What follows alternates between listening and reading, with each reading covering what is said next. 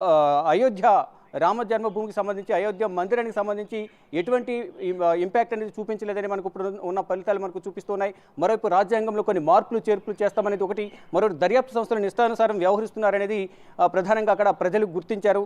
ఈ నేపథ్యంలోనే అంటే ఇష్టానుసారం వ్యవహరిస్తున్నారు, ప్రతిపక్ష పార్టీల పట్ల రాజకీయ కక్ష ద్వారంతో వ్యవహరిస్తున్నారనేది కాంగ్రెస్ పార్టీ కానీ ప్రత్యర్థి పార్టీలందరూ కూడా బీజేపీకి వ్యతిరేకంగా, ప్రధాని నరేంద్ర మోడీకి వ్యతిరేకంగా ప్రజలకు తీసుకువెళ్లడంలో వారందరూ సక్సెస్ అయ్యారు. దానిలో భాగంగానే ఇక్కడ గతంలో కన్నా అంటే 400 సీట్లు అన్నారు, కనీసం సింగిల్గా ప్రభుత్వాన్ని ఏర్పాటు చేసే సింగిల్ మ్యాజిక్ ఫిగర్ కూడా వాళ్ళు సాధించలేకపోతున్నారు. అంటే ప్రత్యర్థి మిత్రపక్షాలు దయదలిస్తే తప్ప ఇప్పుడు బీజేపీ అధికారంలోకి వచ్చే అవకాశం కనిపించడం లేదు. ఇప్పుడు కింగ్ మేకర్గా ఏపీ నుంచి చంద్రబాబు, ఇటు బీహార్ నుంచి నితీష్ కుమార్ నిలిచారు. వారిద్దరు కనుక ఎన్డీఏ కూటమి నుంచి తప్పుకుంటే మాత్రం అక్కడ ప్రభుత్వాన్ని ఏర్పాటు చేయడం కొంచెం కష్టంగానే మారే అవకాశం కనిపిస్తుంది. ఈ నేపథ్యంలోనే ప్రధాని నరేంద్ర మోడీ, అమిత్ షా స్వయంగా మాజీ సీఎం చంద్రబాబు నాయుడుకు ఫోన్ చేసి కొన్ని ఆఫర్స్ ఇచ్చినట్లు కూడా సోషల్ మీడియాలో ప్రచారం జరుగుతుంది. ఎన్డీఏ కన్వీనర్గా ఇచ్చేందుకు ఆయనకు ఒక ఆఫర్ ఇచ్చినట్టు తెలుస్తుంది. దానికి సంబంధించి చంద్రబాబు కూడా ఆలోచించుకుని చెప్తానని చెప్పినట్టుగా కూడా ప్రచారం అయితే ఉంటుంది. కానీ మరోవైపు ఇటు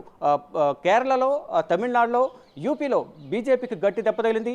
మరోవైపు ఇతర కొన్ని రాష్ట్రాలు, ఇక్కడ మధ్యప్రదేశ్లో 29 స్థానాలు రాని పక్షంలో మరింత కష్టాల్లో పడే అవకాశం ఉండేది. కానీ ఇప్పుడు అక్కడ మధ్యప్రదేశ్లో బీజేపీకి అనుకూలంగా అక్కడ తీర్పు రావడం, ప్రజలు బీజేపీకి పట్టం కట్టడంతోనే కొంతమేరైనా ఇప్పుడు రేవంత్ రెడ్డి చెప్పింది 214 నుంచి 240, ఇప్పుడు ప్రజెంట్ 243 వద్ద కొనసాగుతుంది. మిత్రపక్షాలతో కలిపి 290కి పైగా ఉన్నాయి. అది ఎంతవరకు ప్రెస్ అవుతుందా, మైనస్ అవుతుందని చూడాల్సింది. అంటే సింగిల్గా ప్రభుత్వాన్ని ఏర్పాటు చేస్తుందా లేదనేది కూడా చూడాల్సి ఉంది. ఈ నేపథ్యంలోనే కొంచెం బీజేపీ నేతలు కూడా సంశయంలో ఉన్నారు. ఇక్కడ సాయంత్రం 7 గంటలకు ప్రధాని నరేంద్ర మోడీ బీజేపీ హెడ్ క్వార్టర్స్కు వస్తారంటూ కూడా సమాచారం ఉంది. అక్కడికి వెళ్ళిన తర్వాత ఇప్పుడు వచ్చిన ఫలితాలపై ఏ విధంగా మాట్లాడతారు, అక్కడ ఇప్పుడు అంతర్గతంగా కొన్ని చర్చలు కొనసాగుతున్నాయి. నెక్స్ట్ కంటిన్యూటీ ప్రధానిగా నరేంద్ర మోడీ ఉంటారా? ఎవరైనా అక్కడ అసహనం, అసంతృప్తి వ్యక్తం చేస్తే బీజేపీలో ఎవరైనా సహకరించకపోతే ప్రధానిని మార్చే అవకాశం ఉంటుందా అనే చర్చ కూడా ఇప్పుడు దేశవ్యాప్తంగా కూడా చర్చ కొనసాగుతోంది. మొత్తంగా చూసుకుంటే బీజేపీకి గతంలో కన్నా ఇప్పుడు చాలా వరకు అంటే సింగిల్గా ప్రభుత్వాన్ని ఏర్పాటు చేసే బలం అనేది లేకపోవడం కొంత ఆందోళన కలిగిస్తున్న అంశం.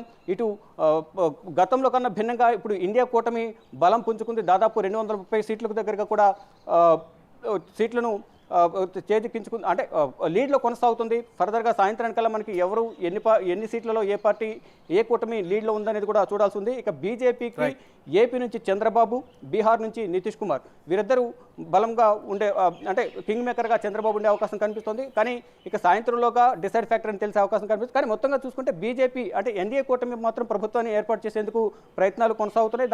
ఆ దిశగా వారికి మేమే ప్రభుత్వాన్ని ఏర్పాటు చేస్తామంటూ కూడా బీజేపీ నేతలైతే ధీమా వ్యక్తం చేస్తున్నారు. ఇక మొత్తంగా చూసుకుంటే గతంలో ఏదైతే తెలంగాణ సీఎం రేవంత్ రెడ్డి నేషనల్ మీడియాకి ఇచ్చిన ఇంటర్వ్యూలో ఏదైతే అంచనాలు చెప్పారో 214 నుంచి 240, ప్రజెంట్ 243 వద్ద కొనసాగుతుంది.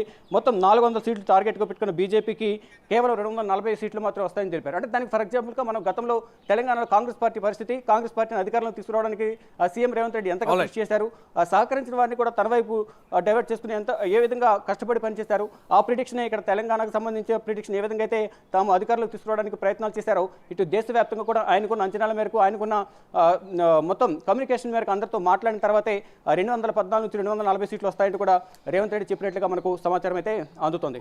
Thanks for the updates Shiva. ఒక రాజకీయ నేతకి నిజంగా రాజకీయాలకు సంబంధించిన అవగాహన